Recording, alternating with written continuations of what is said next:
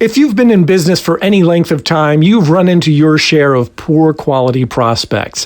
But who comes to mind when you think of your worst prospect ever? Increase sales, improve margins, and grow your business. Guaranteed. TopSecrets.com. Ladies and gentlemen, David Blaze. Hi, and welcome to the podcast. No matter what business you're in, there are people who are qualified to do business with you, and there are people who are just not qualified at all. And sometimes it's hard to tell the difference. So we end up wasting enormous amounts of time trying to convince or persuade poor quality prospects to do business with us. When I think back over my rather lengthy career in sales and in business ownership, there's one guy who stands out in my mind as the worst prospect ever. In truth, it's very likely this person was not actually the worst prospect I've ever encountered in all my years, but he stands out in my mind because he was the person who caused me to change my way of thinking, to say, that's it, no more, I'm done. I'm finished with pursuing poor quality prospects.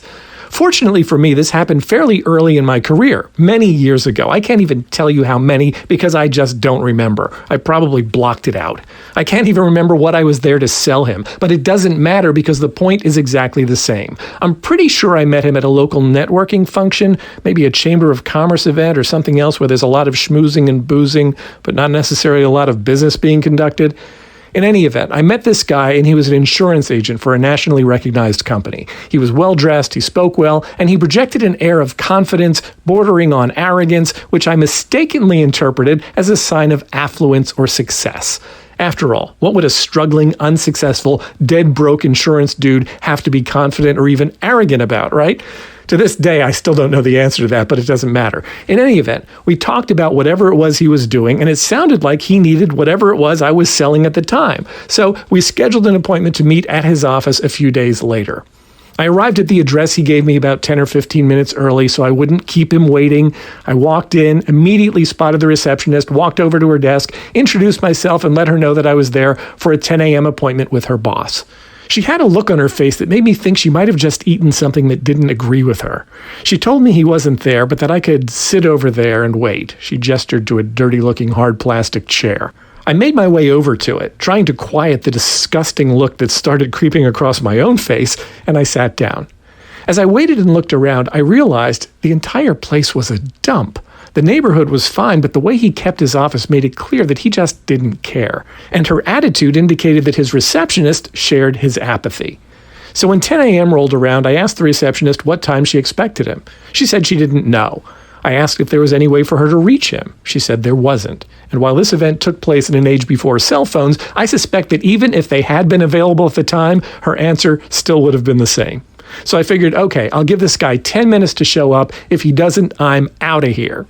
I may have been young and a bit naive, but fortunately I wasn't totally lacking in self-respect. Well, as the seconds ticked on and I became more and more uncomfortable sitting there, I realized that this was not a good prospect for me. Not because he couldn't buy from me. I'd been around long enough to know that even if he was operating in squalor, he might still have access to cash. But he wasn't a good prospect for me because I realized that I didn't want to help him. Would I really want to help persuade unsuspecting insurance buyers to favor this guy's business over every other option available to them? When I realized the answer was no, I knew I had to get out of there.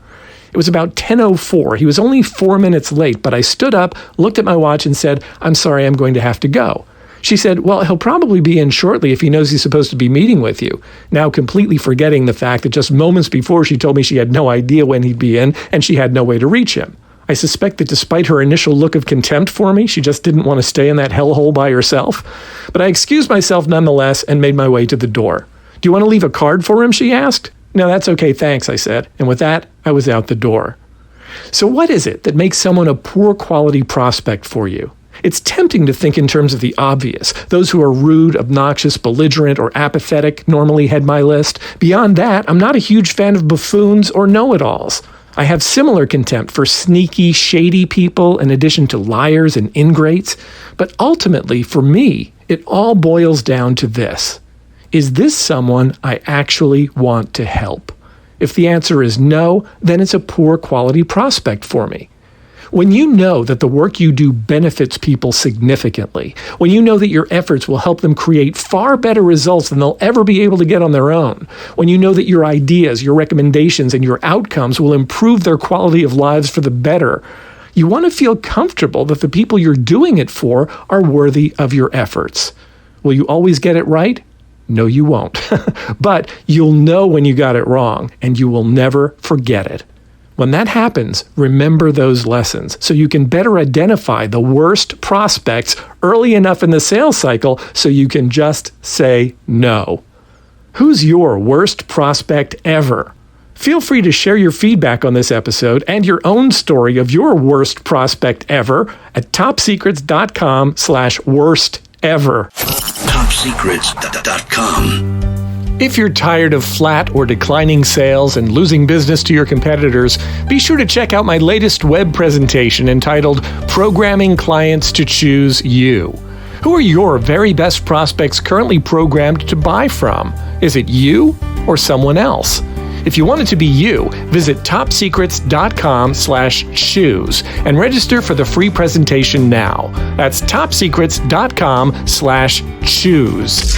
Increase sales, improve margins, and grow your business. Guaranteed. Topsecrets.com.